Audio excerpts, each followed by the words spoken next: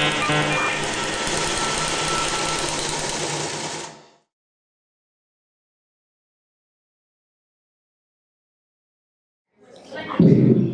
winner of our gift card is Julie Brooks for Make All Contracts Prepay or Credit Card.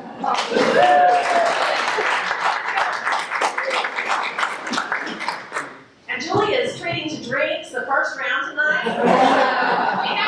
It is going to be at a bar that's not 20 blocks down the road. Right. Just saying. So if everybody's here and we're ready, I'm Susan Leathers. I'm one half of Brentwood Communications LLC. We have BrentwoodHomepage.com, FranklinHomepage.com, and now NolensvilleHomepage.com. We are serving Williamson County, which is the county directly south of Nashville, Tennessee. But when Crystal contacted Kelly and said, we'd like you and Susan to be on the panel for advertising. And I said, I will moderate that panel, but Kelly doesn't like me to talk about advertising. And when I go in, we have certain accounts, especially when we started, that we would go in as owners. And Kelly's being all nice and sweet, and usually within 30 seconds I would say, why aren't you advertising with us yet? And she doesn't really, she said, Susan, shh. We've got to build them up. So we really have built our business on kind of that old model, keeping the two sides separate, which is I am kind of the editor and publisher, and Kelly is the managing partner. And while we're owners, we really do try to keep things separate, and that works really well. But I know that a lot of y'all don't have that luxury of having two people. But before we started the panel, I thought for our panelists, because each one is very different and kind of come from different aspects of looking at advertising, we just wanted to get a feel for where everybody in the room is. So I'm just going to buy a show of hands, and if you can just raise your hand to fit the situation. How many of y'all have been in business less than a year? Launched your sites, raise them high. 2 years? 3 years? 4 years? Over 4? Okay, that's good. I think the majority has been over 5 years, and so that's great. And these, if you saw whose hands are raised, these are probably the people to go to talk to if you're just starting out, if you raised your hand first. How many of y'all are like single proprietors? How many of you are doing it all? And that is the majority. So that you are wearing both hats. You are both editor, sales manager. Is that correct? Okay. How many of you have staffs, or if not staffs, how many of you are not selling the ads? I mean, how many of y'all have dedicated sales staff, dedicated sales manager? Okay. How many of you, if you don't mind sharing, where are your sales or and this would be gross revenue, how many are under 25,000? Hopefully no one, but maybe you're starting out. 50,000 annual revenue, 100, over 100. Okay, good. How many of you sell with contracts? How many of you have contracts for your ad sales? So how many of you don't have contracts? Okay. How many of you have like a CRM or some system to track your sales beyond a spreadsheet? Okay. And how many of y'all concentrate on long-term contracts? Okay, that's good. How many of you consider what you do a business? Okay, well that's a great thing. Because I think as entrepreneurs, and especially since so many of us come from journalism backgrounds, that's a hard thing to do. We love journalism, we love what we do, but putting on that business hat is sometimes hard. Well, just congratulations for everyone being here. We're going to jump right into the panel. We have 3 great people, and we're going to give each of them a few minutes to talk, and then we're going to try to keep most of the time open though for questions and answers. So first, we're going to introduce Doug Hardy. He's with CTNet, ctnews.junkie.com. But as I CT News Junkie. Okay, CT News Junkie, excuse me. But that incorporates a lot, I have learned. And so, Doug, come on up and do what you want to do. I want to sit down here so I can watch. Hi. So my wife and I took over our site in 2006. It had just gotten launched in 2005, and a friend of ours launched it, and he got a great job offer.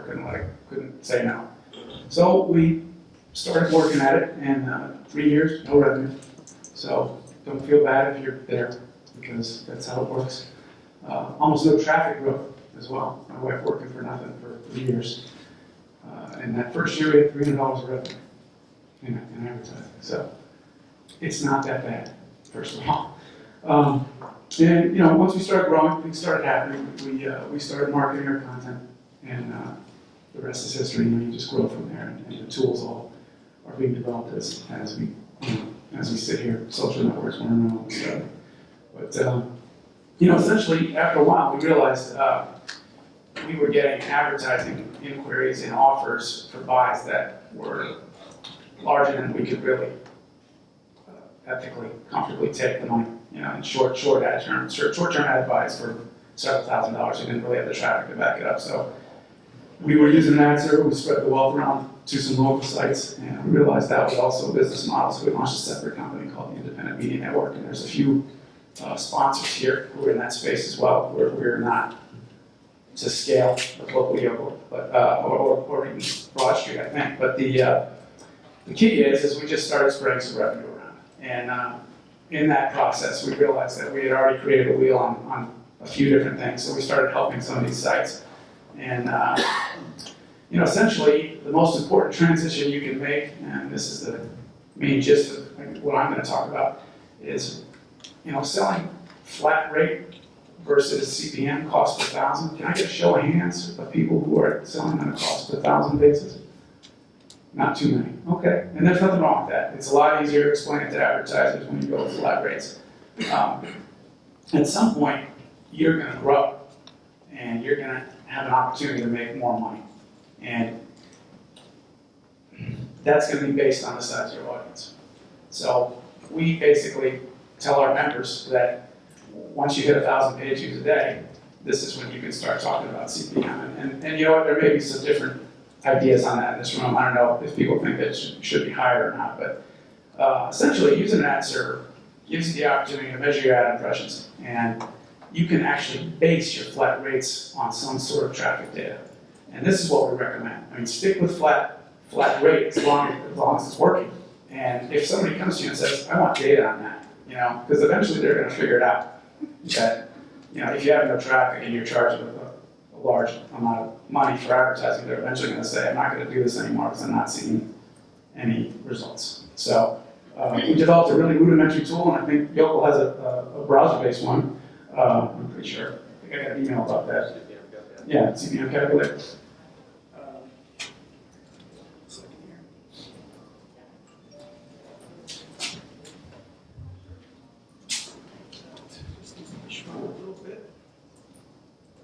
Everybody see that? I mean, it's fairly basic. There's, at the top here, you've got a CPM-based model, and it runs down through to show you what your flat rates are, and they can graduate it out to 6-month rates. I can send this spreadsheet to you if you don't have anything like it. But essentially, that top row has 30,000 in it. That's basically saying you've got 1,000 page views a day. There's rates right next to it, and you generate prices based on the number of impressions. The other thing, so does anybody have questions about that? Good. Aside from that, we found that retail sales are tough. Does anybody find that that's really difficult? So because a lot of our advertising at Connecticut News Junkie comes through political advocacy groups, and a lot of our network members are just like you, they're town-based, and they really need to generate retail dollars. And what we're finding is that a lot of these small businesses start to get savvy, and they understand that search, advertising and search, they're actually paying, not search engine optimization, they're actually paying to advertise and search. And they do that through demand-side platforms. And unfortunately, demand-side platforms, or DSPs, are competition for us. Because what most of us do is sell simple display advertising. It's not that sophisticated. The demand-side platforms, they can target down to the neighborhood. They can have banners show up only on the computer screens of people who own a Lexus that's at least 5 years old, because it's a Mercedes dealer that wants to convert Lexus people. They can have banners show up only on computer screens of registered voters. Okay, so it's pretty complicated in terms of what they do, and I'll be honest, I don't know how it works, but there's a ton of data, consumer data out there, and also public data about voter registration and stuff like that these platforms can use, and the agencies are using them, and they're doing it cheaper. So we were finding that, if you want to improve the value of advertising for local businesses, you sell your display, but you bundle it. You bundle it in with some search, particularly for a service that needs to be found when somebody says basement is leaking. So they'll come up, and there's also a thing called retargeting. I'm sure you're familiar with. A banner follows you around the internet. The DSPs can do that as well. So essentially, this is about it for me, but essentially, News Junkies is now, we're gonna bundle all these into basic packages. So when you buy display on News Junkie, you get some retargeting and I just, in that way, we're gonna show people that it's working, other advertisers. It's one big club in Connecticut in terms of all political people. So, we'll let you know how it goes, but so far it seems to be working. People are buying bundles that include everything that we're putting in. So, any questions? Go ahead. What's an example of DSP? I'm not really sure. There's a company called Integrate, Digilant. There's a bunch of them. And Google Ads are a DSP. That's right? And so, on the flip side of this, it's important to know if you've got Google Ads on your site, how many people have Google Ads on their site? Anybody else have any other networks on their site that are just sort of sending advertising and pennies your way? Those are the DSPs, and believe it or not, local advertisers are starting to figure out that they can advertise for as little as 50 cents on per thousand on these things. So you may start seeing local ads on your Google Ads, and that's not good for you. So, the strategy would be to keep an eye on them and block certain sites, and then approach them for advertising if they really want to be on. You really want to get to them before they find Google Ads. Anyway, so if you have questions, let me know, and I can send this to you if you need it. We're going to come back at the end and have questions for everybody. Kelly, are you going next? Yeah. Okay, this is my partner, Kelly Gilfillan. I spend a lot more time with her than my husband. And so we're definitely work spouses. Kelly is the brains behind the business, and I'm going to pass it over to her. Ready?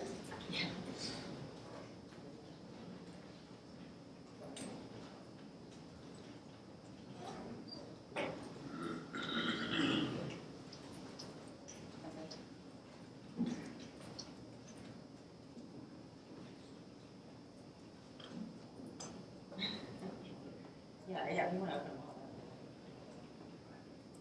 all. Okay, so I feel short with this microphone.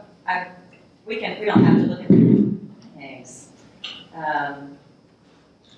Wanted to show you guys our media kit, but I also, part of the title of this panel was closing the deal.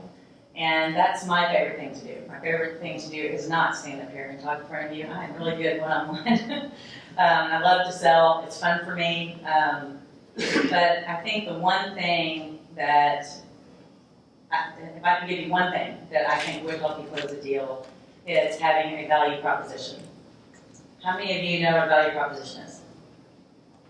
All right. Yes, I get to teach you something. So we had a sales coach at one point. Our team had gotten big. We had kind of leveled off on sales. We were adding new products in, and I felt like we just kind of needed some direction, and maybe our sales team needed to hear some of the things I'm saying over and over again just from someone else. And it was great, and he really got us rubbed up, and our sales did have a major improvement.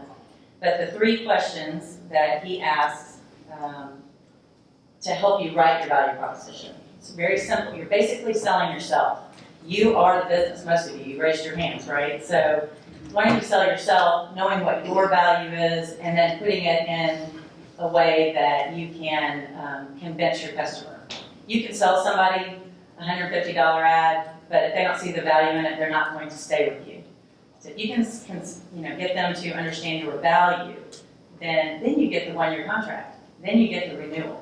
So, and of course you have to actually provide that value, but so number 1 would be look back in your life to see what skills and talents you acquired that set you apart.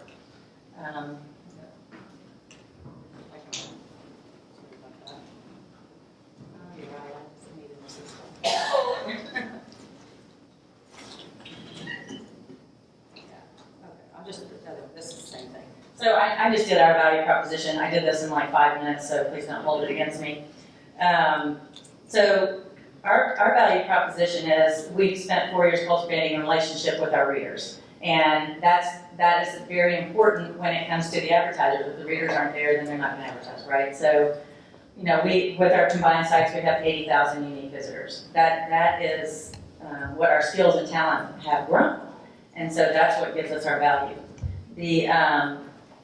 So these are just words that I would use in front of the customer. In the last 30 days, all of those loyal readers brought us 157,000 visits and page views of over 300,000. Why wouldn't a business in Williamson County want to be in our news sites? Because we have the eyes, we've earned them, and our talents have brought them to us. Coach Burt said, number 2, do a great job of articulating over and over to the market exactly what you do. I tend to use and try to get our sales reps to use the same terms. Williamson County is the 17th wealthiest county in America. Pound that. That's a value to them. No other news site in the area is providing that daily news. Even the legacy paper, who focuses on Williamson County, might have 3 headlines a day. Sometimes they're all from Spring Hill. There's no Brentwood, there's no Franklin, there's no Nolensville news. So, we talk about how we have anywhere from 5 to 12 news stories a day. It just depends on if it's a big sports day or whatever. But we are talking about how we are there every day. We are doing that every day. Not even the Tennessean can do that. Of course, we're killing ourselves doing it, but we don't tell them that. But our work has earned the eyes of Williamson County, and you can benefit from that. Why wouldn't you want to advertise in Brentwood, Franklin, and Nolensville home pages? The third thing to help you write your own value proposition is get current in all of the ways you communicate. You need to be up to date in social media, pictures, website, marketing. You need to have your own, like we have a Brentwood Communications site that has all of our companies on it. So if somebody just happens to see Brentwood Communications and doesn't know who that is, they can go on and find Brentwood Home Page, Franklin Home Page, Brentwood Marketing, or Marketing Arm. So this is something that you need to sit down and do. Go home and do this, or go over in that quiet room and do it today.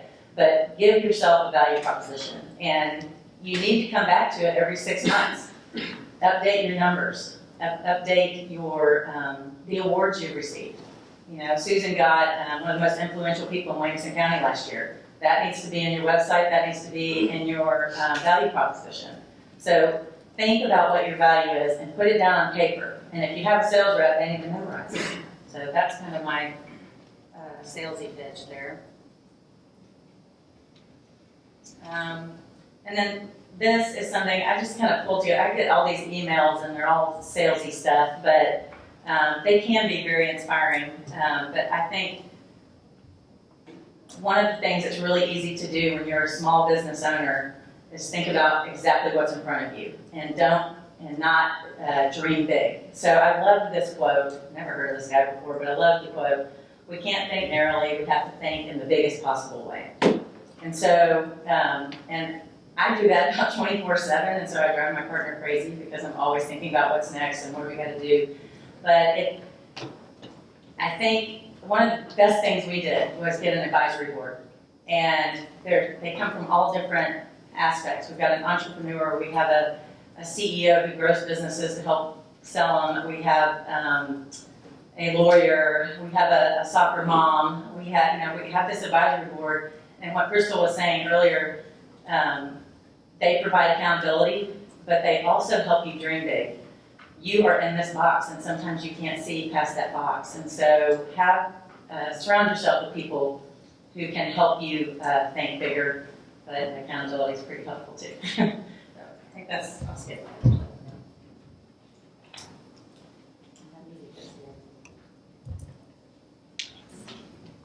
Thank you.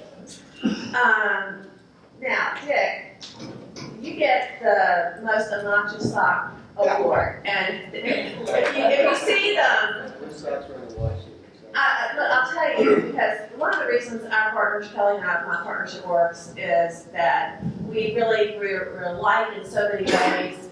We have a business coach, and everybody we think about bringing on our staff or working with us, we have them do a DISC profile.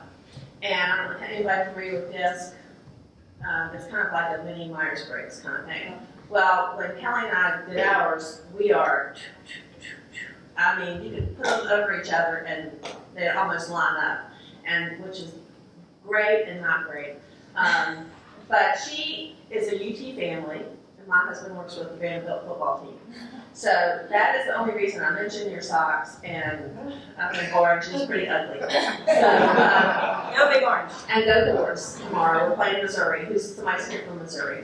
Go Tiger! So, anyway, Dick O'Hare has local Yokel.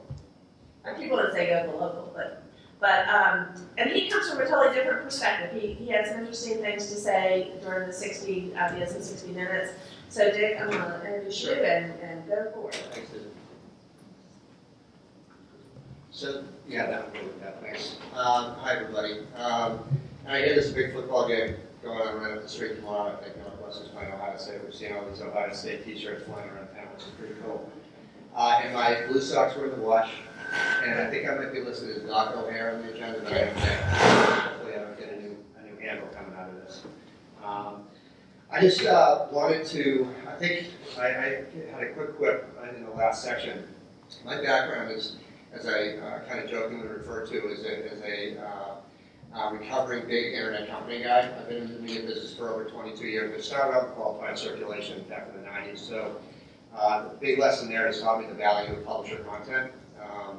And then since went on to in the internet business for a number of years. But we are huge fans of hyperlocal content, what you guys put your blood, sweat, and tears into every day. In fact, we're such big fans that we form a business around it. And the essential premise around local Yokel media is, I worked at DoubleClick back in the day in the late 90s. They were actually the first ad serving product in the industry. They invented Dart, which is the first ad server. And they invented, therefore, geo-targeting. So the technology around how you can see, as Doug alluded to, potentially a local ad showing up on your website or what have you, typically is done through data and through what they call IP address code targeting. We're coming at the marketplace from a totally different perspective, and it's all through content. And so our entire fulcrum of our business model is to enable a marketer, whether they be local, regional, but we really focus on regional and big national, to get down and focus locally on very authentic, very intimate content, which, again, is what you guys are investing so much time and attention creating. What we've basically done is just develop a platform that enables this to happen and basically develop an organizing principle around what we do. So as we work with publishers, we're organizing their content that they write about geographically by geography. So it's basically by zip code. So that enables us to enable marketers to target very precise geographies, but on the content itself.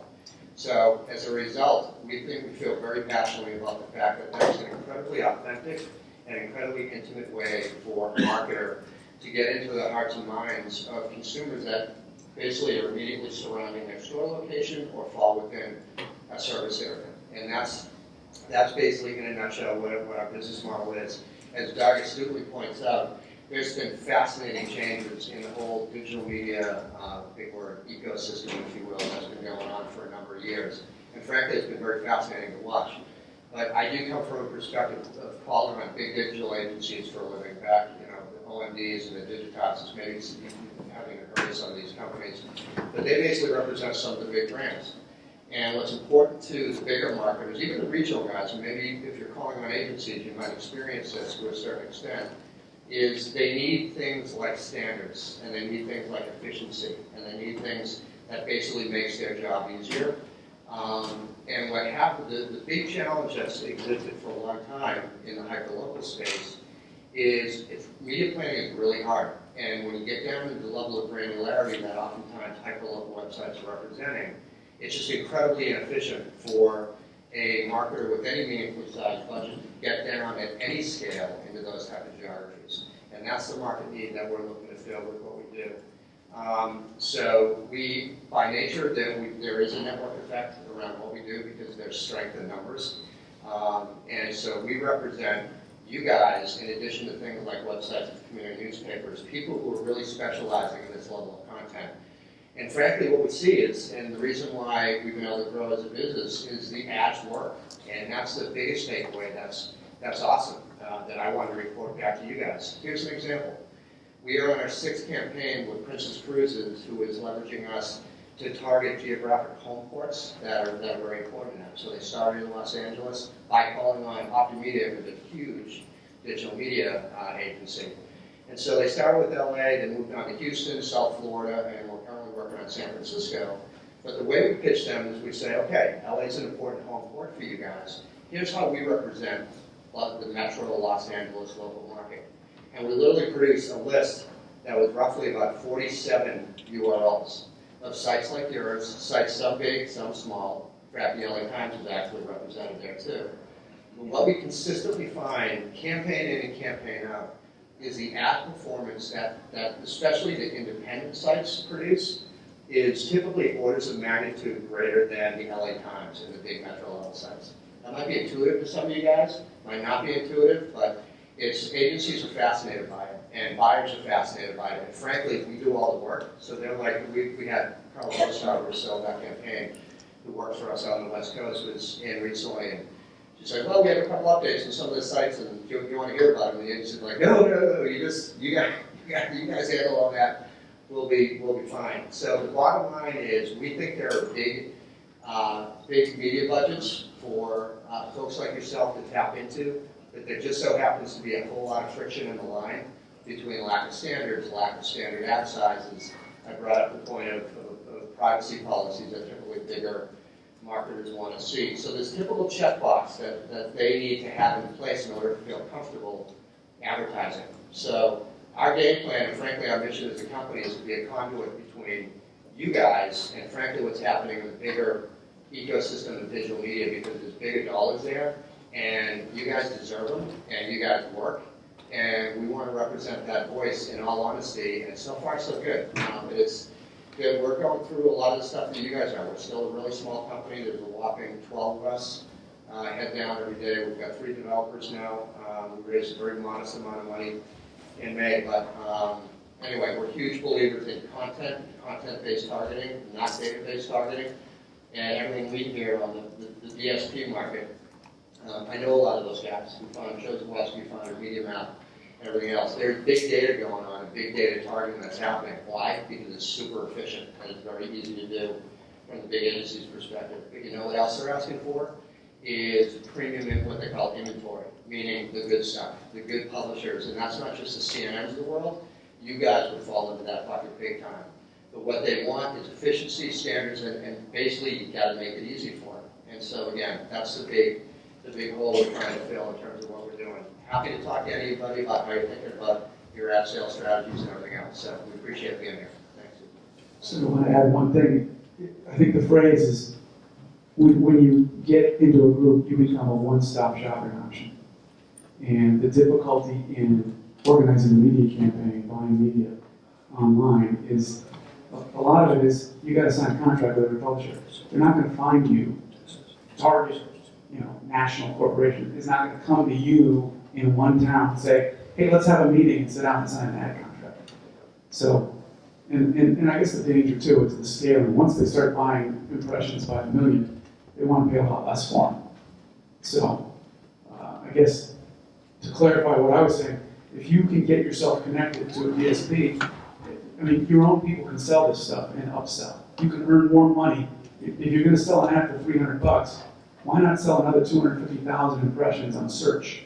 And those can run out over the course of the ad campaign on your display site. I mean, you're already selling. You can sell for more, and that's really what each site has to do. You have to improve your bottom line in each sale. So that's basically what I was trying to emphasize unclearly. Dick, I have one question. Can you get us Nordstroms? We're If you get us Nordstroms, we'll sign up today. Because you can't go to Nordstroms, as Brentwood Home Page. As You're much right. as we want them. You're right. And so before we're going to go into questions, but I want to ask the first one. What is a privacy policy? So it's Can you basically, get the mic in? sure. It's, first of all, I think it probably could be easily researched on, out there in the ether, so to speak. But it's basically just informing marketers that you're not collecting data, you're not leveraging their data in any way, you're a safe site, your content is up to snuff. Basically, those are very loose terms, but that's what it gets into. It's all to make not only marketers but potentially users just comfortable coming to your site. Okay, that's easy. I thought it was something much different. That's telling on myself. Okay, let's go ahead and open up to questions and talk loud. Or is there a mic out there? Is it Ruffin? Yeah, I had a quick tip on the privacy policy. This is quick. Automatic, the people that make WordPress have an open source privacy policy that you can copy and paste from their site and put into yours and adapt as you need. So if you don't have one, that's a quick and free place to find one to use. So what was it? Was WordPress? The Automatic, the company that makes WordPress, has an open source privacy. Automatics. Okay.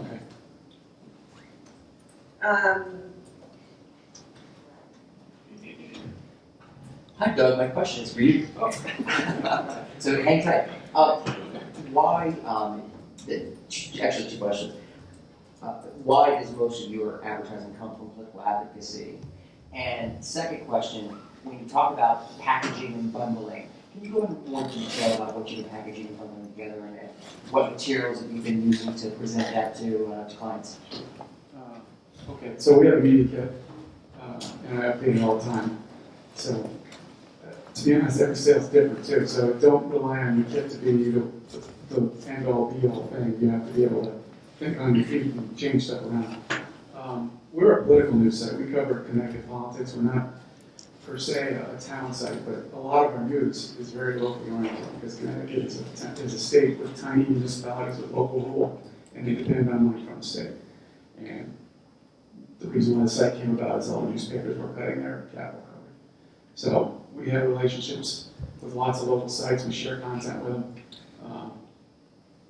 Digital First, the former Journal Register company, they're buying our content and putting it in print. And that's another way to make money. I could talk to you about that another time. But so essentially, most of our leads comes in two seasons. It's the legislative session, which changes in every state. I don't know, how many people here have a year-round legislative session in their state? Okay, so that's fairly a couple. But so we have that season, and we can charge more. And then we have this cliff at the end of the legislative session where all of our revenue drops off. And so the last few years I've been throwing stuff on the wall and seeing if it would fit. So we've come to the point where I'm cutting our prices in half and offering like these crazy bells and whistles just to break even for the rest of the year. And we make any kind of profit during the legislative So your packages are display, search. Display, search, there's this thing called retargeting or remarketing, depending on who you talk to, which if you ever use Amazon, you leave something in your cart and the banner follows you around next day, you didn't buy this. You can do that with politics. Email signups and stuff like that. And we just had great results on a very short campaign. It was like a couple of weeks. It was a mayoral campaign in the city of Stamford. It was one of the largest cities in Connecticut. And we were using the DSP to target voters. And they got several hundred people to sign up and give their email address. that's kind of unheard of, getting email signups is hard to do. So they were actually targeting registered voters, and they're a very high likelihood of sign up apparently. So we're happy to share that. Okay. Who had questions? I know you did, David, go ahead. Doug, you mentioned in your presentation that you thought that sites could look at shifting to a CPM model by the time they got up to about 1,000 page views. Can you say a little more about that? I mean, we're well above that, but we are not on CPM. Like most folks here, we're on a monthly rate. We do in our ad contract now state that what you're paying for is a minimum of 30,000 impressions, but I mean, I see that as a step towards CPM, but it just seems like most of the local businesses can't get this. It's tough. You're right. And if you are going to lose your sale on complication, don't complicate it. But essentially, you need to be able to tell them, this is how many people saw your ad. And that's important. So you want to base your rates roughly on that. And maybe you can give me an idea. But we're in the ballpark of about $15 per 1,000. That's where we start for 300 by 250, a standard size.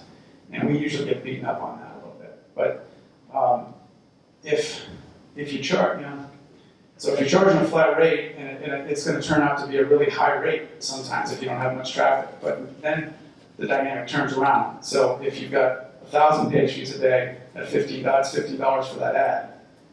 And maybe your flat rate, you're only working out to about $5 a day or something like that. So as your traffic grows, you can put you can get 1,000 impressions on a banner in one spot, and if you're up to 2,000 page views a day, you can sell those other 1,000 to another advertiser. You just end up being able to sell impressions in each spot. So with News Junkie, we're in the ballpark of, I probably shouldn't shout this out, but we're in the ballpark of anywhere from 150,000 a month to 200,000 in a good month. We've had some huge months, but not lately. Those are page views, but each ad gets an impression with a page view. So if we've got 10 ad spots, we've got 150,000 impressions per ad spot. And the price is pretty high if you go strictly by CPM. So I'm always offering long-term deals that are really more based on a flat rate, but short-term deals, you want to sell by the impression if you've got the impressions. So, a lot of you may not have to go this route. If you have a tiny community and you're getting 1,000 a day, that's great. You may not have really the need to do it, but if you're over 100,000 a month, I highly recommend doing it. It's just worth it. It's gonna, you're gonna get more out of each spot. I want to just break in a minute and let Kelly address something, but how many of y'all most of your revenue is from the displayed ad, selling ads on your site? Okay, how many of y'all are working with sponsored content? Okay, Kelly, can you just address that a little bit about different revenue streams and how are doing sponsored content now? That doesn't mean it's not an advertorial. I just want to be clear. We only do it through advertorial. The ones we've had the most success with are Business Spotlight. It runs on the front page, but to make it set off so it's not in our actual content area, we put it in the right sidebar underneath the ads. We charge $300 a week for that, and we do have a Business Spotlight section that we move them to, and we'll leave them up for a few more months after that, which helps give them that SEO that they want. We have a real estate section that we started at the 1 year mark in Brentwood, and we have a showcase home every week. We have real estate Thursdays, and we charge $300 for the showcase home. So we have that in Brentwood and in Franklin and in Ellisville now. So then now you've got, triple the possibility of the income. But talk about I guess I was talking about more the editorial sponsorships, like the football section Yeah. the other week. We have a great relationship with Vanderbilt Hospital and Wings Medical Center. They like to sponsor something more than they like to advertise. I'm sure all of you have come across that. So we've started packaging special sections. We have our football focus. So Wings Medical Center buys the sponsorship of the football focus, and they get the top banner. They have an ad driving traffic to the football focus in the email every day. There's a front page presence pushing to the football focus. We just have this package that we put together, and according to our advisory board, never charge enough for it. But that's probably one of our biggest successes. We also do a high school senior salute, which Winston Medical Center sponsors every year. And we put a photo of the parents have to send us everything. We don't go out and get anything. They send us the photo of the child digitally, and then a 150-word letter or something to their child. They can write to the child. And this has grown every year, more and more and more page views out of it. So, and that is, yes, we're making money, but we only take, the sponsorship money from Winston Medical Center, and then we don't charge the parents. And we present it that way. That Winston Medical, because of our sponsor, Winston Medical Center, you get this for free. But then we also sell the special section ads in the right sidebar. So Winston Medical Center is sponsoring the football focus and the senior salute, but then I'm also selling ads for $600 for the season in the right sidebar to up to 20 people. So, you're just making all these different places that somebody can support the football throughout the year. In Franklin, we did a spring fun guide, and all of the downtown Franklin Association members did an ad in the right sidebar, and we just basically everything that was going on in the spring, we provided an editorial for that. So we're trying a lot of different models and seeing what works. Am I forgetting one? Yeah, that's good. I just wanted to, really like everybody trying to find new ways to bring in revenue that's not just straight retail. And like on the football focus, we figured out what we thought our freelance costs were going to be, which are pretty huge, and that's what we charge Winston Medical. So by getting the sponsorship, they're really paying for our content cost, and then the other revenue is from the ad sales is more the gravy. All right, going back to questions. I wanted to make sure we talked about that. Way in the back. That's a quick question. What are the terms of sponsorship? Because I know typically they're a little bit more than just a banner display, or is it kind of linked to the actual event, or is it just purely digital? Digital. I mean, for us.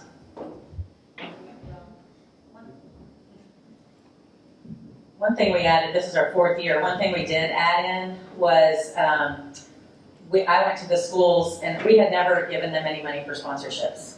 The schools all really appreciate everything we do, and they're great and verbal about it.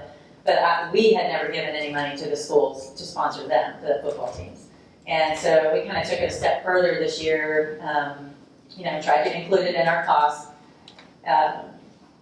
Basically, with 4 schools, I just kind of piloted this project, and we did a roster that we printed for each game, and the home team, so Ravenwood High School was on one side, and the visitor was on the other. Normally you just have your kids on there, and other kids are running down the field, and you don't know who they are from the other team. So we were kind of trying to provide that. So we did all the work for that, and then that that was also represented on this roster. So we kind of took it into the stadium for them this year as well.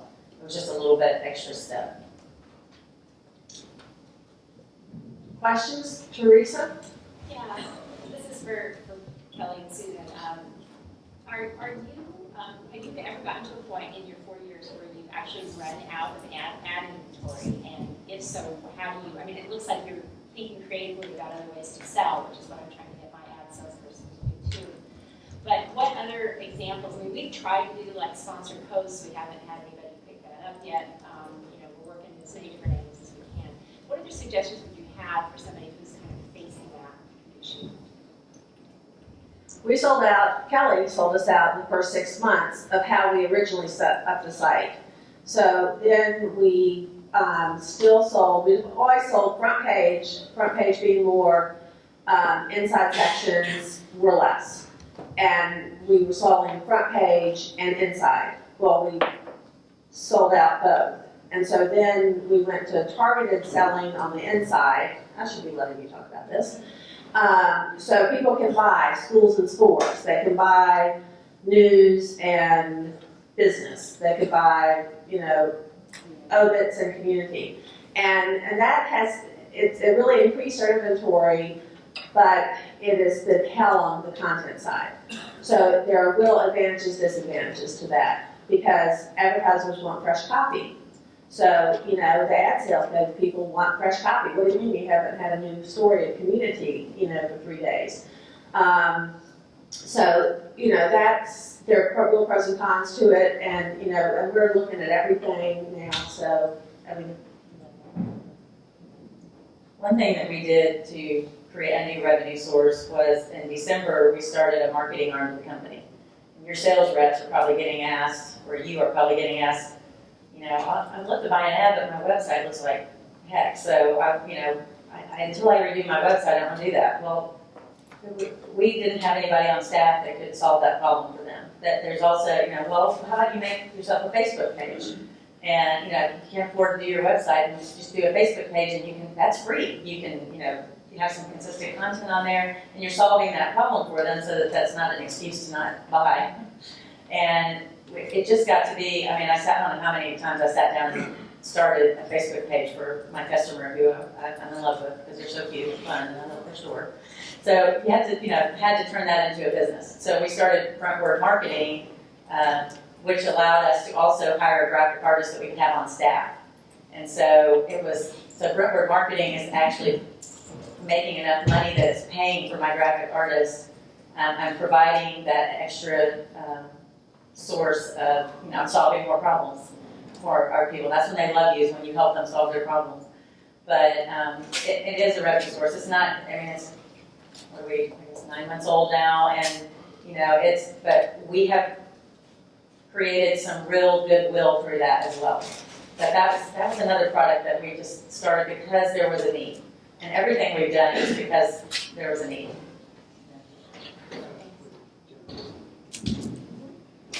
So do you have an email blast going on? Yep.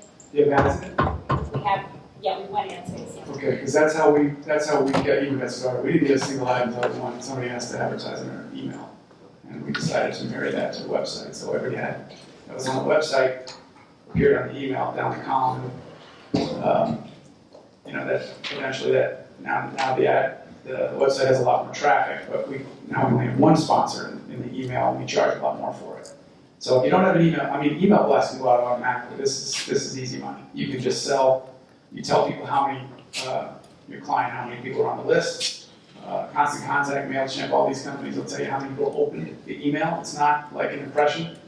An ad impression is a little different, but they give you plenty of data. So if you need more inventory, start a new, and you already have email blast, start a separate email blast. And of course, you got to get people to sign up for it. But I was remiss about closing. And what we're finding is that the editable ad product in Broad Street will close a local retail deal. That will do it. And I recommend just throwing it in, add it to the cost, because you got it. But don't try to tell them, oh, it's going to be an extra $50. Don't just add it in. If they don't buy it, don't tell them. You know what I mean? It's just, but that has helped a couple of our colleague sites close deals. It's the editable ad product. So if you're not familiar with it, they're out there. Check it out. It's revolutionary. Anyway. And Broad Street here is one of our sponsors again, correct?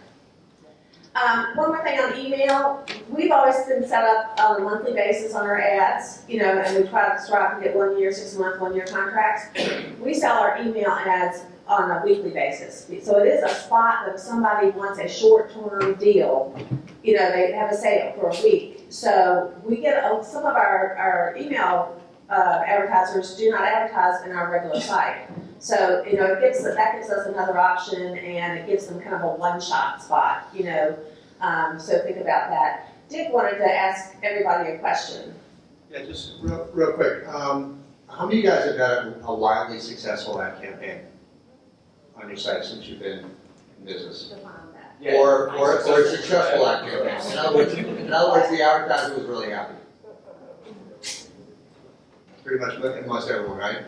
Totally obvious thing, but did you capture that and put it onto a single page case study to be using on the market yet?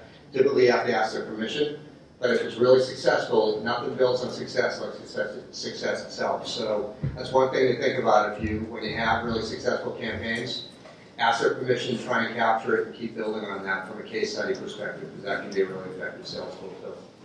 I want to go back to the email. How many email addresses do you think you need to be able to sell ads in your email? I mean, how many do you guys have? We get 5,000. We have all the DTs, the Democratic Town Committee, Republican Town Committee, that's public. All the lobbyists are public. I don't think anybody's going to argue about sending email to lobbyists. Is it opt-in? Could you? We did a variety of things. We did an opt-in early. We did an opt-in early on. We also picked up all the people in the legislature.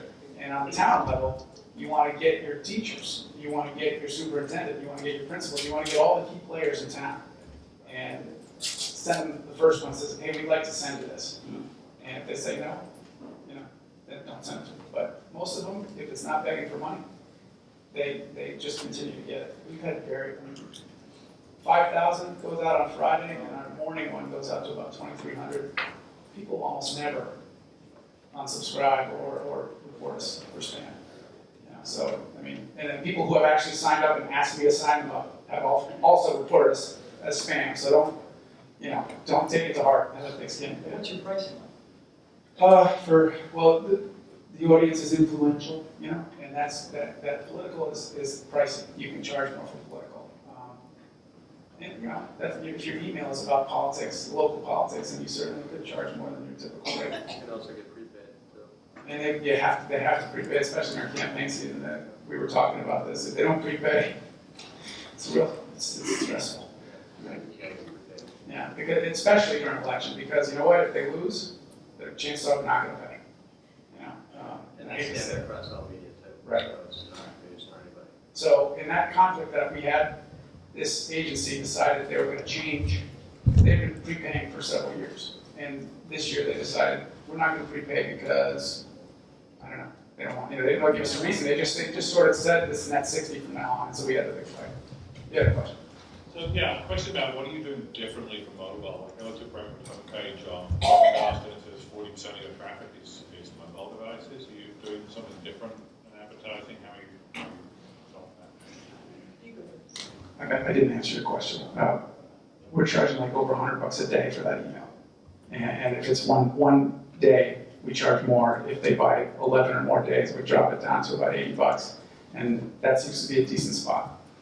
But these are state lawmakers, and there's usually somebody with a lot of money behind the ad. So I don't know. I mean, I wish I could give you a good number for your area, but you know your prices. We have 6 spots, and we charge $200 a week. We send out 6 days a week. Oh, we have 8,500 in Brentwood, 8,500 in Franklin, and at 6 weeks we have about 800 in Nolensville, which is a much smaller community. What's the population of your community? Brentwood is 36,000, Franklin's about 60,000, Nolensville's 7,000, but it has an area. We all have, those are the city proper, and then there's the county kind of surrounding it that people consider themselves Brentwood or Franklin. So, in Brentwood, the population is 36,000, but we have 50,000 unique visitors.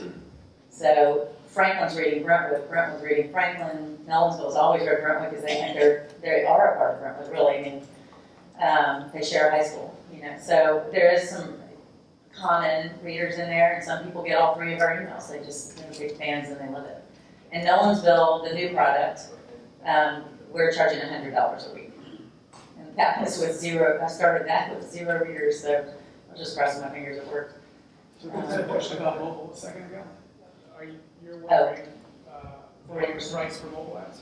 Yeah, are you selling them separate, the inventory separately? Are you doing? No, not yet. How are you managing that? We worked with our developer so that the ads that are on the site would feed in when they're on the mobile. And the ads in the email are totally separate. So as far as that being mobile, yes, those are separate. But our ads, so if they pull up a front page article, the front page ads feed into the story. I'm not technical enough to explain how he did it. It had something to do with a paragraph or a return or something. For every third one of those, an ad was sliding. And they weren't, we weren't mobile for a while. And so it just kind of kept our ads over to the right sidebar and didn't put them in the content. So we've been working on it. I still am not real happy with how it looks, but the customers are happy. So. it can be a separate stream, because you can charge more for it, because you can't show 25 ads on a phone. You gotta give them one or two, and you gotta charge more for those, so that's a new stream. We did make, our site has always appeared pretty well on a phone or, a tablet, but we did this year, our web host, we were one of the only person that we actually are with a company that, we're not on WordPress, we don't have our own site, but it's worked for us. But we do have a responsive design now, and we also this year launched an app, which is really just an RSS feed. And our plan was to monetize that, but we truly have just not even had the time to do it. I want to ask, is anybody making any money for yourselves off of Facebook? Has anybody, could you talk to us about that? We have amazing a lot of people are coming in through Facebook. We have been advertising ourselves on Facebook. That's how, and run contests for us through Facebook. But we have not monetized ourselves through social media. Well, two things. So we signed up quite a while back with a vendor called Second Street Media. Wish I could have gotten them here. They have a product called You Pick 'em. You can run all kinds of contests with You Pick 'em. You can do best baby picture, best pet, real estate type contests, anything you can imagine they can do. They also have football contests and Final Four contests and all that. But they also have Facebook contests and Facebook integration, which in terms of service, you can't just run a Facebook contest on your page. You have to use a third-party integration to do a like contest. So it's a reasonable monthly cost. I don't want to disclose because I don't know if I have any confidentiality agreement, but it's not a terrible amount of money. We more than make up for it if we can do one contest a month. Big problem I've had is just still something you gotta be out and selling, and we're just overwhelmed on things to sell right now. But we do maybe one contest a month or so. So we charge $50 for us. And you might be able to charge more money. We're in a very depressed Rust Belt market, so we charge $50 for setup and then 50 cents per like. So in a typical contest for us gets between 150 and 300 likes. We run it as a sponsored post. Who's paying for The advertiser. the advertiser? The advertiser commits to that fee, and they commit to doing a prize of at least $100 value. That's their cost. For likes? Like, how do you run the contest so that people like the Give an example of that. If I'd be more prepared, we could pull something up. I'm trying to think what's the latest contest we've run. But Can we find something on your Facebook page? not on the Facebook page, no, because it runs on our site. Okay, so can we find something on your site? If you go to the Batavian and search for Creative Kitchens with a K-R, use the search box, Kreative, Creative Kitchen, Facebook, so up in that box up there. Creative Kitchen, Facebook. Should make it the first link that comes up in the search. Yeah, contest like Creative Kitchen Bath. So our commitment when you sign for a contest is that we'll run this post as a sponsored post twice for the duration of the contest. And how many of the likes you get out of that are the likes that you get. So they need to go ahead and click here.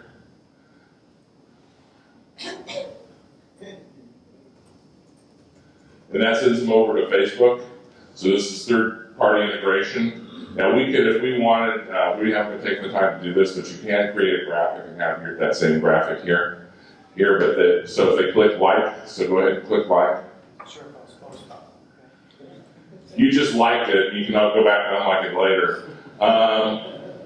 So the contest is over, right? Oh, no, wait, it's not. I think it's still open. So click OK. I think you're just agreeing there that. Anyway, and then there's a registration form. So it's already, it's important to know, the like's already recorded. Whether they complete this step or not, the like's recorded. So you've done something for your advertiser right at that point. It's great if they fill out the registration because you can capture whatever data you want about them. We usually just ask for an email address and ask them to opt into an email list. So about 50% of the people who like the page complete the registration, another 50% of those opt in to receive an email, which we're really not doing a lot with. Your email or creative? Our email. So you're getting readers and revenue. Right. Licensed creative, did you get that too? We always, we've have done this a couple of times where we will send out an email for the advertiser to a list that we built for them. So you gave the Princess Cruise as an example, and it sounds like it was very successful for them, and I hope it was for you, but what does it do for me? And can you guys pay me more than AdSense does? And also when you say that the national advertisers are happy with the performance of the ads on hyperlocal sites, does that mean click-through, or how are they measuring the success of their ads, and how do you pay us? Great question. So we pay you guys based on, these campaigns are delivered based on CPM. So typically our direct campaigns pay out at $5 at the CPM, sometimes even higher, based on what rates are, negotiated rates with the agency, everything else, which last I checked, those are very rare CPMs to get from a third party. And I think Doug's shaking So you just pay for it, not for click, it's not like Google. No, it's not performance-based. So here's the big differentiator. Organizations like Google AdSense, they're all skewed towards the advertiser because the advertisers are paying them based on cost per click. So if you go to your Google Analytics actually, so we do search for our own marketing purposes and everything else. And what's really always boggled my mind is, so we pay Google on a cost per click too, whether it's to drive site traffic or whatever it is. And, last I checked, we're paying Google north of $5 a click. And if you actually look over and as to what the actual CPM was, it's about $27. So you can see here it's all semantics, but it really boils down to math. But I can't remember your other question How much on. money can I get? Here's the deal. For better or for worse, traffic is, and really, I don't care if you're talking sponsorships, CPM models, whatever, you need traffic. Because at the end of the day, eyeballs are what advertisers want. And so you can argue about which model is better and everything else, but you need traffic to drive eyeballs that ultimately drive performance if ad campaigns are well executed. So $5 or $10 per 1,000 views, or whatever rate, right? Yeah. Okay. So, and we're very transparent with that. So all our publishers have total transparency and control. They can also say no to a campaign too. And that's for what size ad? It's typically the industry standard ones. We're going to start expanding on that, but mainly like the 300 by 250s and the 7, because we need ad standards across all sites. So what doesn't work is sites in the mix that don't have standard ad sizes, because agencies aren't going to make up a separate ad creative just for one site. So that's a good example about standardization that needs to happen across multiple sites to be able to execute more seamlessly.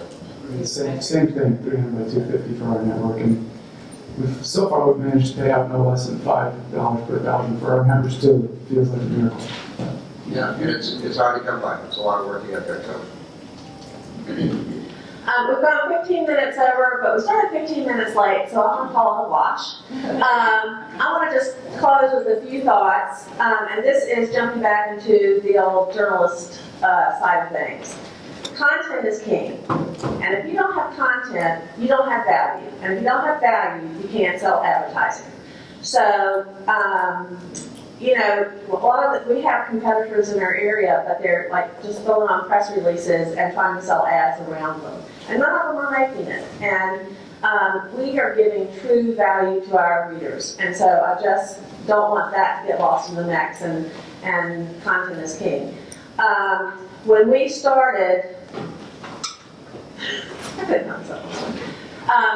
When we started, and one of the people who is now on our advisory board, we took him the business plan that we had set up, and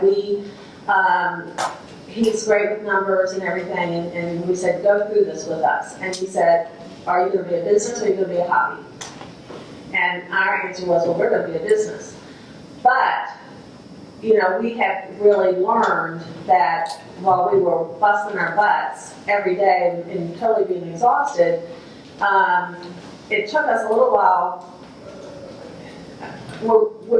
My line now is like we're trying to turn into badass businesswomen. You know, we're not just out there doing this for the good. You know, we have families to feed and kids in college, and so we know that we have learned that we have got to look at this as a business.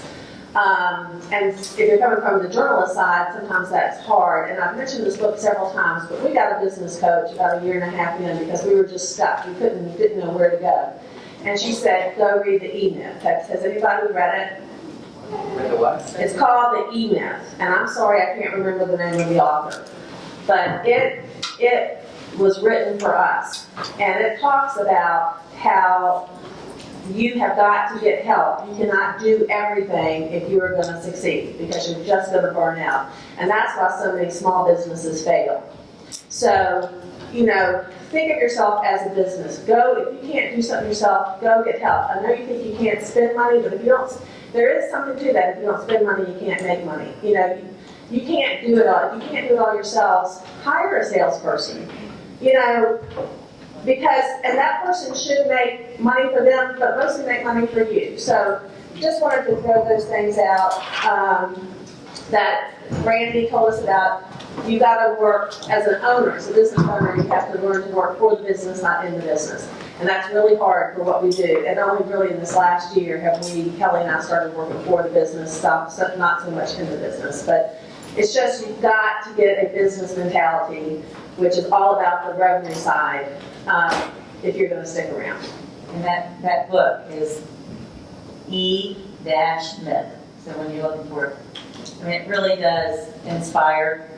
I mean, you see yourself in it, you're going, yep, that's me, yep, that's me. And then they get to the good part where somebody did take that step and they did hire someone. And our first hires were salespeople, and hire a salesperson who is on commission, 1099. We don't pay them a salary, they're 1099. They only get paid if they sell something. And they're motivated to do that. And I do one other thing. I learned this the hard way. Have a hiring profile.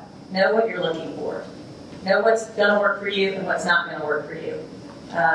We found people who came in who needed insurance and said, I'll be fine, I don't need it, who didn't have a spouse who had a steady income, were always stressed and were always freaking out about the money. And so they couldn't even sell. They were always so worried about things. So our hiring profile, after lots of trial and error, became a 40 to 50-year-old at-home mom who had previous sales experience. The ones who are most successful usually have been in some kind of medical sales. There are moms out there who want something to do. Their kids just hit middle school and they want to work. And I mean, that's the hiring profile that works for us. Don't ever say that in front of a lawyer.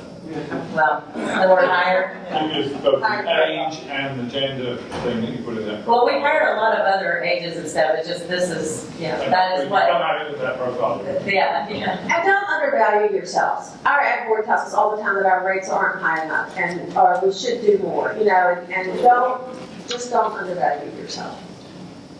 Lunch is served. Lunch is served. Thank you.